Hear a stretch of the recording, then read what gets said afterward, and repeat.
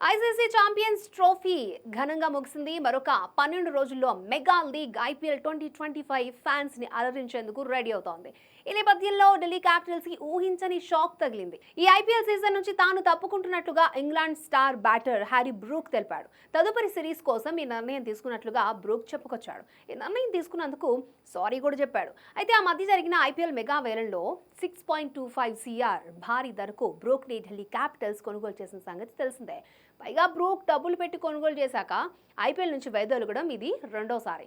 గత సీజన్లోనూ వ్యక్తిగత కారణాలతో దూరమయ్యాడు. అయితే బీసీసీఐ కొత్త రూల్స్ ప్రకారం వేలంలో అమ్ముడుపోయిన ప్లేయర్ ఆ తర్వాత ఐపీఎల్ నుంచి తప్పుకోకూడదు. ముఖ్యంగా సరైన కారణం లేకుండా తప్పుకుంటే అతడిపై 2 ఏళ్ల నిషేధం పడుతుంది. కాబట్టి హ్యారీ బ్రూక్ పై బ్యాన్ పడే ఛాన్స్ ఉంది.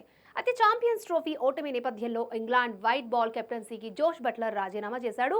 అతడి స్థానంలో బ్రూక్ కొత్త కెప్టెన్గా ఎంపికయ్యే ఛాన్స్ ఉంది. అందుకే అతడు జట్టు కోసం ఇప్పుడు ఐపీఎల్ని వదులుకునేందుకు రెడీ అయినట్లు తెలుస్తోంది.